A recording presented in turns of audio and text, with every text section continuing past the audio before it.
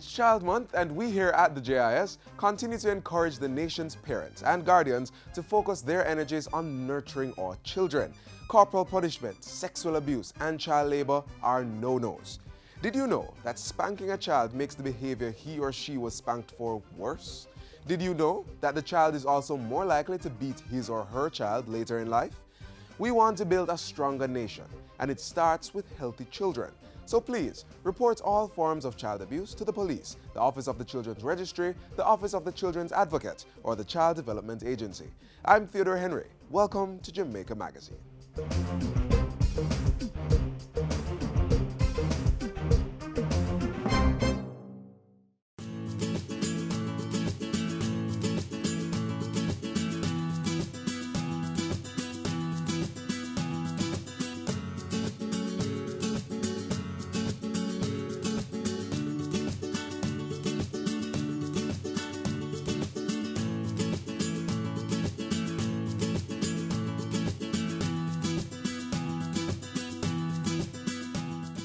I said be careful what you teach your little children. Make sure I know something to hurt them. Parents, keep your children safe and protected. Stay alert and be aware of where your children are at all times.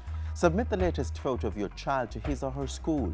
Know what's happening with your child. Listen to them when they say they don't feel comfortable going to a certain place or being around certain persons. Act quickly when your child tells you he or she has been touched inappropriately or approached with unwanted requests. Be the change. Help us protect our children. For more information, call 1-888-776-8328 or 1-876-878-2882.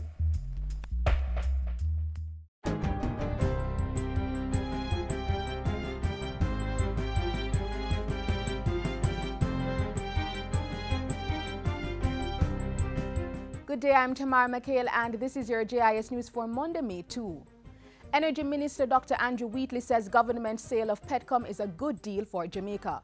He was speaking on Friday at the contract signing with the new Petcom owner Phoenix Fuels and Accessories Limited. This is indeed a good day for all parties, and more importantly, a good day for Jamaica.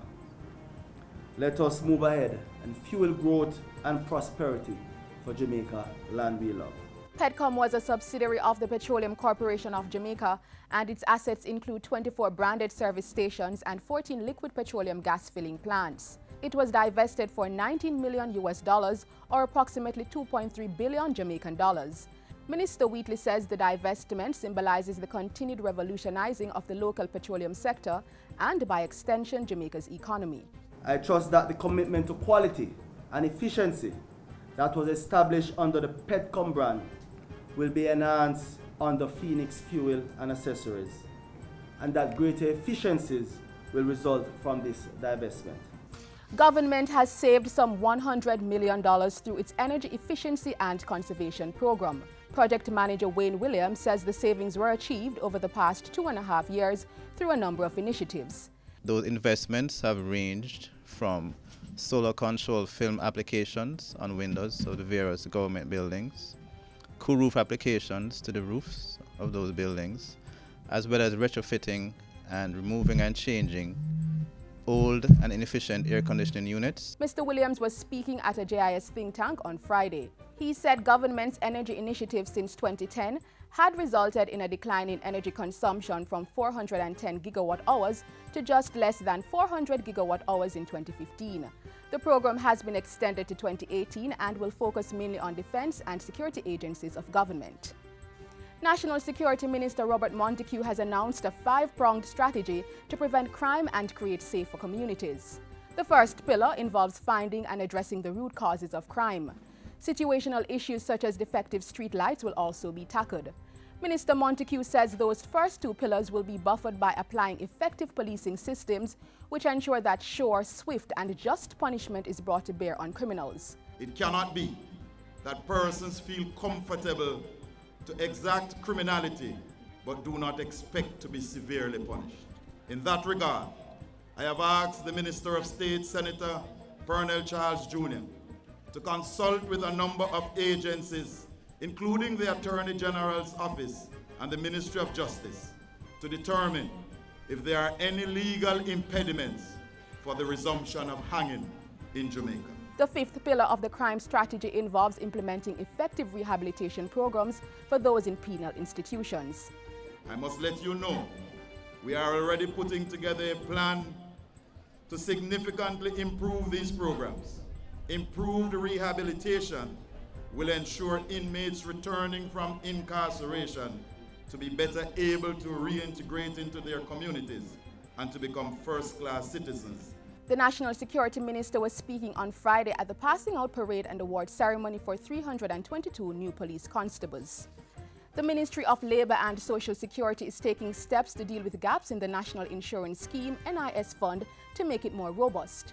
Portfolio Minister Shahini Robinson says proactive management of the fund is being exercised and the ministry will ensure that it remains viable and does not falter. The ministry will examine ways not only to increase the robustness of the fund, but also to improve on the delivery of the quality of service that we now offer. We want to make sure that our pensioners are taken care of in a timely manner. Minister Robinson was speaking on Tuesday at the 2016 Make Your Mark Middle Managers Conference. And finally, government has allocated $34 million to undertake work at the Portmore Hagen Climate Change Park in St. Catherine this fiscal year. The project aims to provide recreational space for relaxation and act as an educational tool to illustrate the use of renewable energy. It's a joint venture between the Portmore Municipal Council and the city of Hagen in Germany and is expected to be completed by March 2018. During this fiscal year, work will be carried out on the park's landscape plan and completion of a detailed architectural design, among other things. Established in 2014, the 15-acre property was the designated National Labor Day project that year. And that's it for JIS News Today. I'm Tamara McHale. Thanks for watching.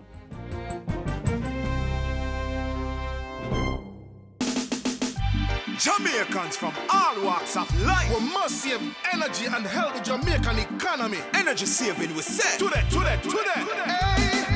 Ease up on the energy, up on the energy. Save today, protect tomorrow. Ease up on the energy, up on the energy. Save today, protect tomorrow. Energy saving is not a maybe, it's a must. From launching the Economic Growth Council to addressing crime, Prime Minister Andrew Holness and his team at Jamaica House were busy this past week. Catch the highlights next.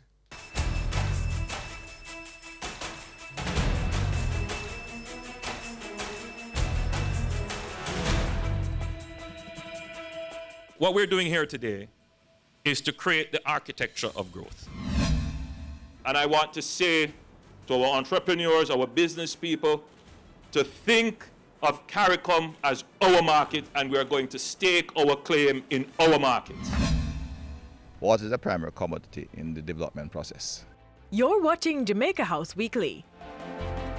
Prime Minister Andrew Holness was in the second city recently where he shared government's plans to provide social services in line with greater investments on the island. So one of the things that this government will be announcing coming into the budget period would be programs that would align and logistically support the development of industries, particularly the development of housing, to ensure that when the labor force moves, there is that kind of social infrastructure to support.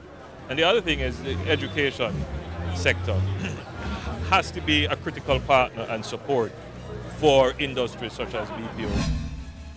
Back in Kingston, Prime Minister Holness unveiled a $285 million equipment installed by the International Biscuit Limited. As he toured the facility Wednesday, Mr. Holness announced plans to appoint a review commission on CARICOM aimed at increasing the market reach of local producers. We may not be able to compete because of the cost of energy, but we must be able to compete because we have a better tasting product. Because our products are packaged better. That we have tailored a product that meets the needs of the consumer. Prime Minister Andrew Holness continued his focus on economic growth coupled with job creation on Wednesday as he launched the Economic Growth Council. It is not another layer of bureaucracy. It is meant to simplify, clarify, and expedite economic growth policy. The council is expected to build local and international support for Jamaica's growth agenda while securing large investments. Banker Michael Lee Chin was named chairman. The other 11 members, who will be drawn equally from the public and private sectors, will provide quarterly updates on the council's work. And in line with government's growth agenda, Dr. Nigel Clark was appointed Ambassador Plenipotentiary for Economic Affairs. And Nigel will be assisting us in the Ministry of Economic Growth and Job Creation, and assisting generally in ensuring that our dream of economic growth and prosperity for all Jamaicans, that dream is a reality. Prime Minister Holness received several guests to Jamaica House this past week. On Wednesday, he met with a country representative from the United Nations Development Programme, the UNDP. A delegation from the Press Association of Jamaica also paid Mr. Holness a visit. On Thursday, seafarers were the Prime Minister's guests. On Wednesday, Mr. Holness dispatched Dr. Horace Chang to St. Catherine, where he toured 3 of the parish's water systems. Water is a primary commodity in the development process, and we're trying to reorganize our entire institutions to look at water that way. The $1 billion artificial groundwater recharge system at Caenwood is expected to store excess water for use during periods of drought. The Content Water Treatment Plant is expected to be completed by December 2017 at a cost of $123 million. And Minister Chang says plans are in place to expand the Soapberry Wastewater Treatment Plant to accommodate sewage from the Kingston metropolitan region. And Dr. Chang was in St. Catherine Thursday to break ground for a $7 billion housing development at Caenwood. The project is being financed through a public-private partnership between SCJ Holdings Limited and Rivi Gardner and Associates. We look forward to seeing more Jamaican partnerships coming in to participate in the economic activity that will build this country. 760 houses are to be developed at the orchards in 3 phases, with the first phase expected to be completed in the next 2.5 years. Minister Everald Warmington was in Portland last Tuesday to view government's work to get the parish back on track following heavy rains and flooding the week before. We're looking at this stage a bill of maybe 64 million. That's just preliminary. So we're waiting now to have the final stuff done, and we can meet as a department and a ministry to work on it and see where we can get from the Minister of Finance. And that's how we close Jamaica House Weekly. Join us next time for more news coming out of the office of the Prime Minister.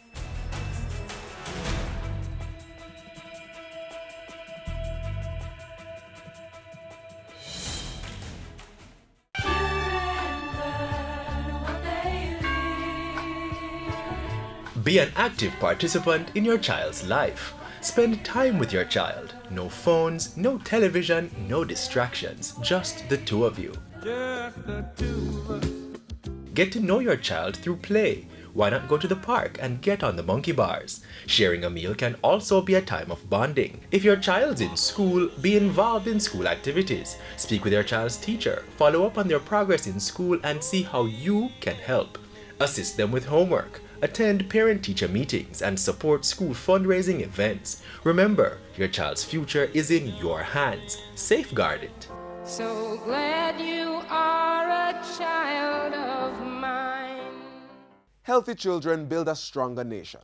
That's the theme for this year's Child Month celebrations. Proper nutrition is a big part of keeping our future leaders healthy. Take a look.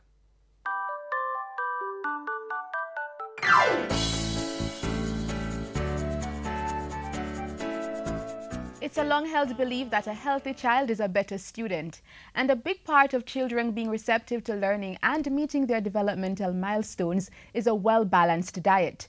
We support that notion, and so we've enlisted the help of Charmaine Edwards, head of the nutrition unit in the Ministry of Health, to give us some useful pointers on how to make the first few years of our toddlers' education productive. Charmaine, so happy to have you. Thanks for joining us. Thanks for having me. A lot of toddlers, when they're making the transition from home or daycare into a full-fledged school, it can be a very unsettling experience. Right. So what kind of advice would you give in helping making that transition smoother? Right. So the first advice I would give is not to use food to get these children settled. So don't offer food as reward. All right? Don't try to use it to calm their emotional state. they develop the wrong association for food. But in terms of eating, the first thing they do is refuse food. But I can tell you, when they're hungry, they're gonna eat. So we just need to ensure that they are having their proper nutrition. How will you know if they are? They will gain weight, they will grow well. If they're not gaining weight and they're not growing, we know that something is wrong with their nutritional status. What we have not mentioned so far, however, is their physical activity, because it's going to be key. Because obesity, and childhood obesity in particular, is becoming really important in the Caribbean and in the world in general. So we need to ensure that they are active participants. And with the sugar and so on, we need to watch dental caries. That's another part we tend to forget, but we need to ensure that the teeth are also healthy. Okay. But as also a part of the nutrition, as we wrap up soon, is in terms of the fact that when they're moving on to a full-fledged school, the parent is not around all day. So even though they might give them their lunches, because I remember when I was younger, and my mom gave me like a bun and cheese, and when I went to school, I'd give it away. Right. So how can a parent ensure that their child at school is eating properly? Right. And so it brings me to 2 points. The first one is going to be children share a lot. It's in their nature. So you might give away your lunch and eat somebody else's lunch. They are like that. So once all our caregivers are aware of the healthy options that are available, then you shouldn't worry too much. That's one. 2, most of these early child institutions have a structured program, and so they monitor what it is that the children are having.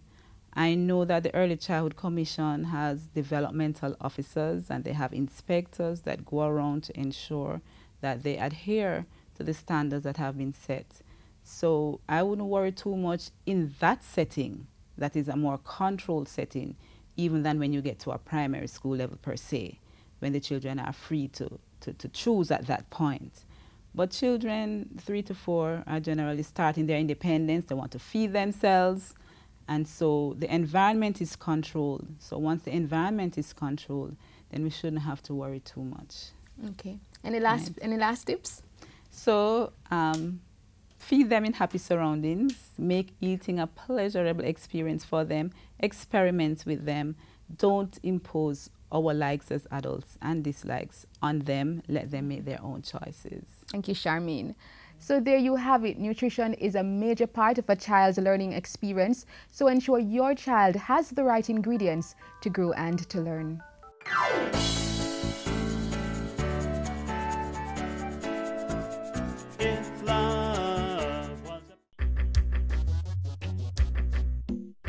Nutritious food, succulent dishes, superior workmanship, and excellent service.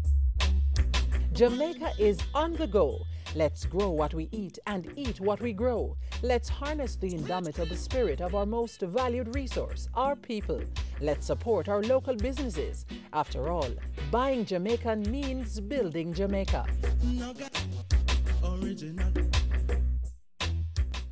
UN Global Road Safety Week is being observed over the next 7 days. And we want to remind you that your safety is not only government's responsibility, it's also your own. And part of that personal responsibility is keeping your vehicle in good working condition so the car's safety features work properly.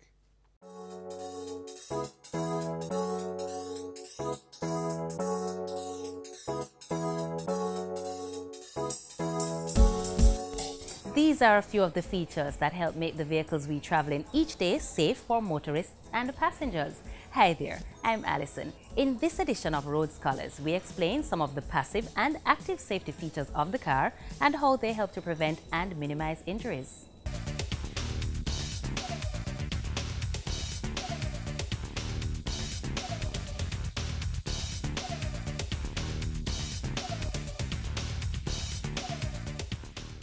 Active safety refers to systems that helps to avoid an accident, while passive safety refers to features that minimize the injury to occupants of a motor vehicle when it is involved in a crash.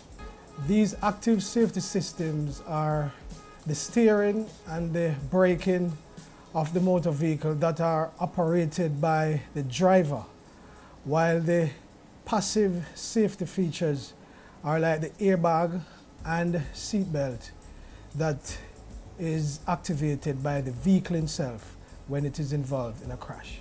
And speaking of a crash, it is important to buckle up at all times, because not only does a seatbelt save lives, but it helps to prevent lifetime and long-term injuries.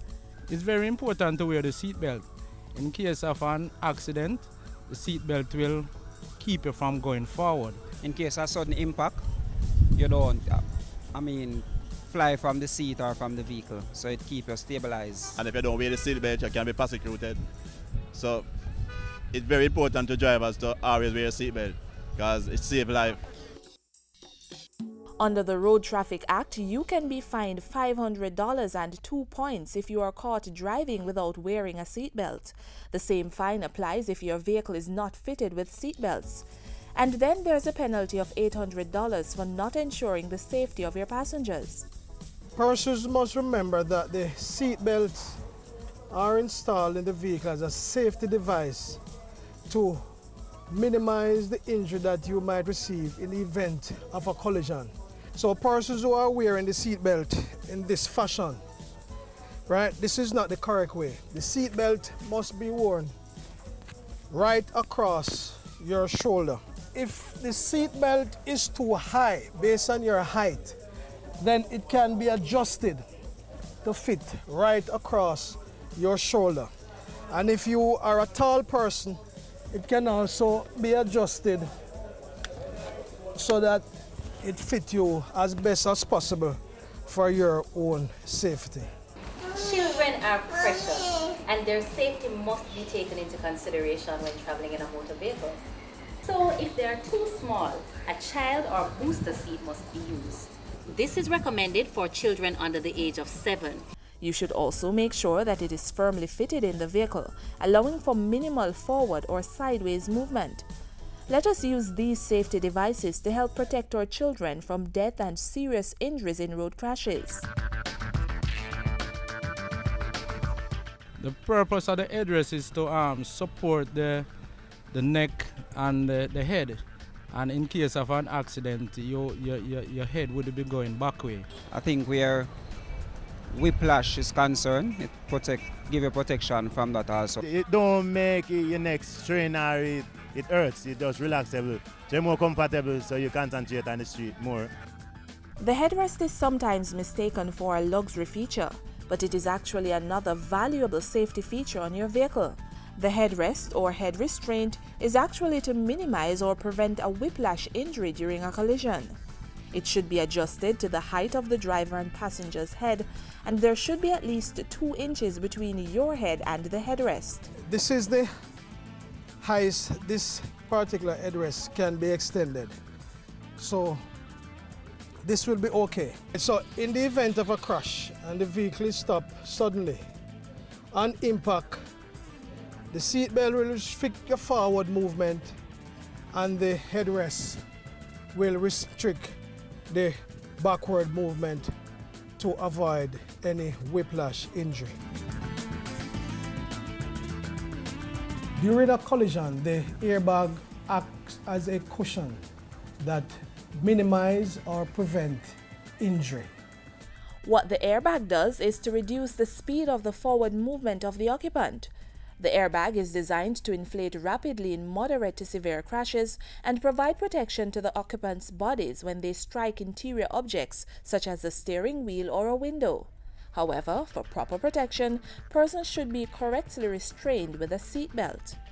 During a collision, on impact with an object at a speed as low as between 16 and 24 kilometers per hour, the airbag inflation system acts on 2 gases, sodium azide and potassium nitrate, which produces a nitrogen gas that inflates the airbag and suddenly deflates the airbag within a second on contact with the occupant.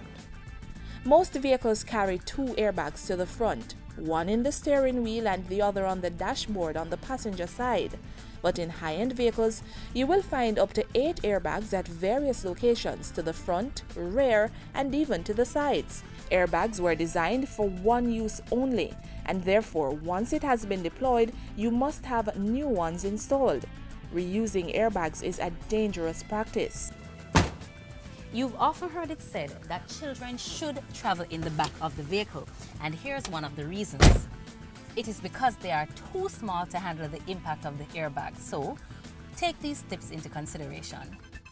You should never put a rear-facing child seat in the front seat of a car with an airbag. But make sure all children are buckled up no matter where they sit. Unbuckled children can be hurt or killed by an airbag. Do you know where the crumple zones are located on a vehicle and what's their purpose? You know, to be honest with you, I don't know. They're immediately front of the vehicle. Or where the passenger or the driver would be, that part would take the impact away from it. The crumple zone on a vehicle are located to the rear and the front. In a crash, these two areas are so designed to crumple so that it minimizes the effect of the crash on the occupants and sort of preserve the cabin area that the occupants are located in. These areas are designed to deform, hence the word crumple, upon impact, so that the force from the crash is transferred into the bodywork of the vehicle and not to the body of the occupant. The crumple zones are also designed so that damage to the cabin area of the vehicle is limited during a crash. These areas also help to slow down the crash so that the occupant's motion is contained and they are not thrown around. This is a vehicle with a frontal damage. And if you notice the front area here, this is actually the crumple zone, which is located to the front. And the effect of this collision actually caused the entire front to crumple inward. And as you can see in the center here, this is typical of a pole impact. And this impact, this crumple, will be the same that would be seen at the rear of the vehicle if this vehicle was involved in a rear impact collision. These areas are so designed that they actually sacrifice themselves during a collision to actually secure the cabin area of the vehicle where the occupants are located. This area will for most part remain intact to minimize the effect of the collision and lessen the injury to the occupants themselves. The next time you buy, drive, or travel in a motor vehicle, remember, they offer more than just flashy features for your mobility and enjoyment. They are also built with protective safety devices, so take time to know them. Buckle up when you drive. Protect your children with child and booster seats and strap them down well. Adjust your headrest and never reuse an airbag. This has been Road Scholars. Until next time, take care.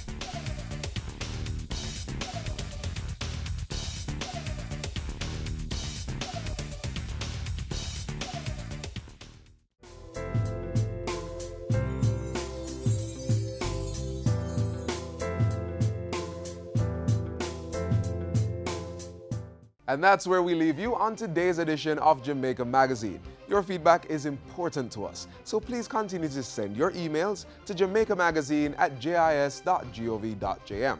We can also be contacted on all the latest social media platforms. If you just want to browse, visit our website or our YouTube page. On behalf of the entire team here at the JIS, I'm Theodore Henry. Thank you for watching.